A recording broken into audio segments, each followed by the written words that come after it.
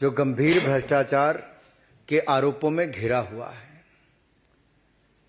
लेकिन बदले में आरोप क्या लगाते हैं कि पश्चिम बंगाल को केंद्र सरकार से Mahatma Gandhi national rural employment guarantee योजना में पैसा नहीं मिल रहा, प्रधानमंत्री आवास योजना में। मैं कुछ आंकड़े आपके सामने रखना चाहता हूं जो दूध का दूध पानी का पानी करता है। अगर आप एक नजर केवल इस आंकड़ों पर डालेंगे, 14,985 करोड़ रुपए मिले और एनडीए की सरकार में 54,150 करोड़ रुपए 2021 में। इसी तरह से ही प्रधानमंत्री आवास योजना में यूपीए के समय 4,466 करोड़ रुपए मिले, तो एनडीए के समय 30,000 करोड़ रुपए, लगभग 7 गुना से ज्यादा। अगर एनआरएलएम की मैं बात करूं, बैंक लिंकेज की, नेशनल लाइवलीहुड मिशन की, तो मात्र 626 करोड़ रुपए मिले थे यूपीए के समय, आज 74,034 करोड़ रुपए मिले, 12 गुना से ज्यादा। एनआरएलएम की बात करूं मैं आरएफ और सीआईएफ की, तो यूपीए के समय मात्र 23 करोड़ रुपए मिले थे, अब 3,735 करोड़ रुपए मिले, 13 गुना से ज्यादा।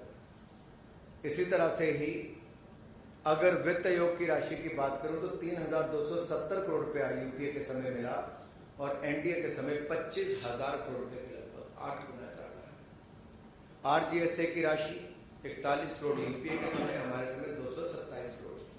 आंकड़ा कुल मिलाकर देखिए, यूपीए के समय 58,000 करोड़ रुपया है, तो एनडीए के समय 2,05,003 करोड़, 2,05,003 करोड़।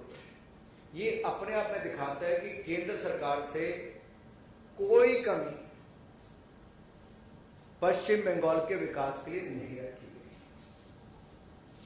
लेकिन ऐसा क्या हुआ कि ममता बनर्जी जी को अपने कुछ भ्रष्ट सांसद और कुछ ऐसे नेताओं को भेजना पड़ा जो भ्रष्टाचार जमीन पर चल रहा है, उसके ऊपर पश्चिम बंगाल में कार्रवाई नहीं हुई, लेकिन उस पर लीपापोती करने के लिए अपने कुछ नेताओं को यहां पर भेजा है।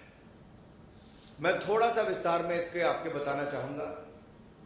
एक सेंट्रल टीम के द्वारा एक इंक्वायरी की गई 22 जनवरी 2019 से लेकर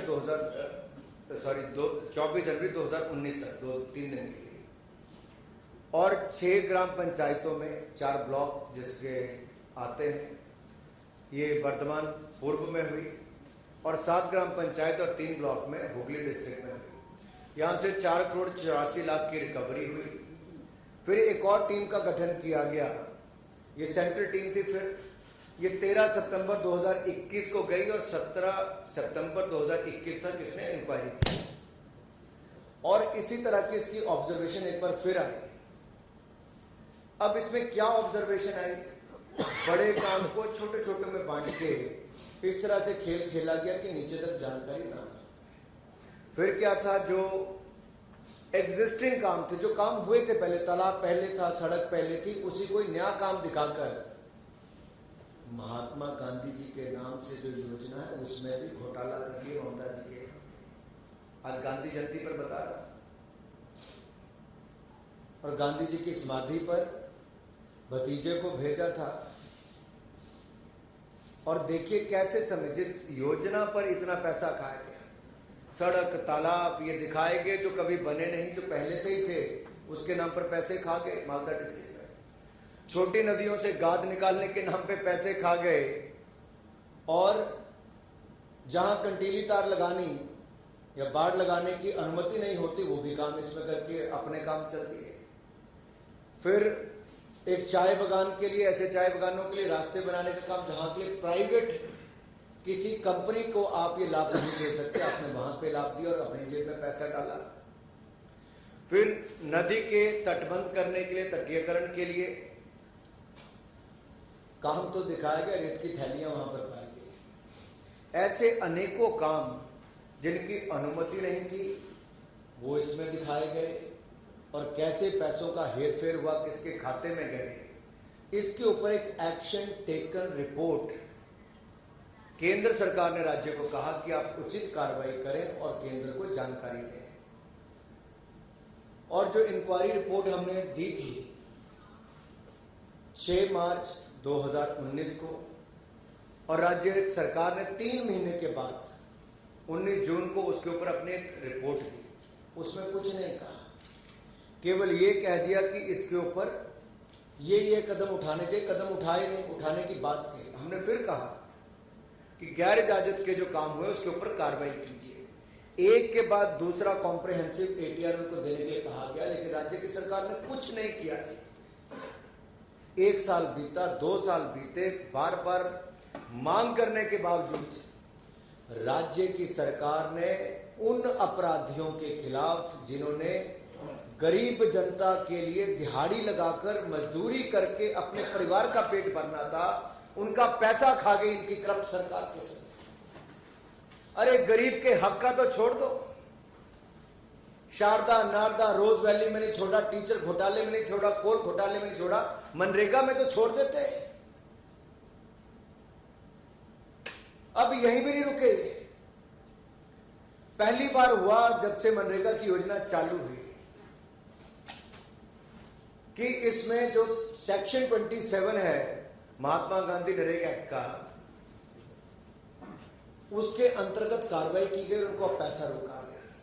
जब देखा कि 2-2 साल बीत जाते हैं, पश्चिम बंगाल की सरकार कोई कदम नहीं उठाती है, तब जाकर ये कदम उठाने पड़ते हैं। लेकिन गरीबों का केवल मनरेगा का पैसा ही नहीं खाया, गरीबों का आवास भी, जिसके पास 2 मंजिल का घर, 3 मंजिल का घर, उसके नाम पर घर अलॉट कर दिए। देखिए, आजादी के बाद आज तक कोई सरकार अगर ऐसी आई जिसने 4 करोड़ गरीबों को पक्के मकान बना कर दिए, तो नरेंद्र मोदी जी ने बना कर दिए, भारतीय जनता पार्टी एनडीए की सरकार ने बना कर दिए। लेकिन वहां पर भी गरीबों का हक मारने में तृणमूल कांग्रेस की इस सरकार के पूरे आशीर्वाद के चले।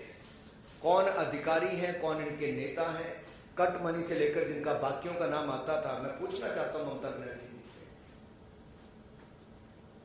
क्या बताएंगे कि 3 मंजिला घर के मालिक का नाम प्रधानमंत्री आवास योजना में कैसे आया? ममता दीदी, जो पात्र लोग थे आपने उनको क्यों बाहर रखा? ममता दीदी, क्या गरीब का हक छीनने में थोड़ा सा भी दर्द नहीं हुआ ममता दीदी को?